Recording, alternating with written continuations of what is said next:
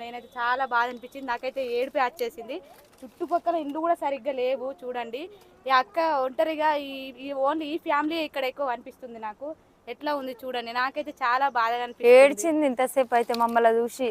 నాకు కూడా చాలా బాధ అనిపిస్తుంది. అసలు కరీంనగర్ నుంచి వచ్చింది మా కోసం అయితే. ఇప్పుడు ముగ్గురు పిల్లల్ని పెట్టుకొని ఎట్లుంటారు అక్క ఈ గుడిసెల? అసలు వర్షం వస్తే కూడా గురుస్తుంది, మీరు ఎట్లా ఉంటురు అసలు చెప్పండి అని ఏడుస్తుంది. ఇగో అంత దూరం నుంచి అయితే వచ్చింది, నాకు ఎంతో కొంత హెల్ప్ చేసింది.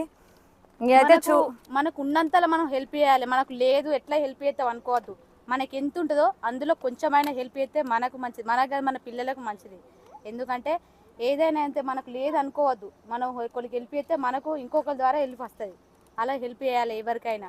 నేనైతే నాకు ఉన్నంత హెల్ప్ చేసిన. నేను అంత రిచ్ ఏం కాదు కానీ నాకున్నంతలో అక్కకి హెల్ప్ చేద్దామని వచ్చిన. నేను ఎప్పటికైనా చేస్తూనే ఉంటాను అక్కకి హెల్ప్. అక్క ఇంకా ఎంత ఎదిగినా కూడా నేను హెల్ప్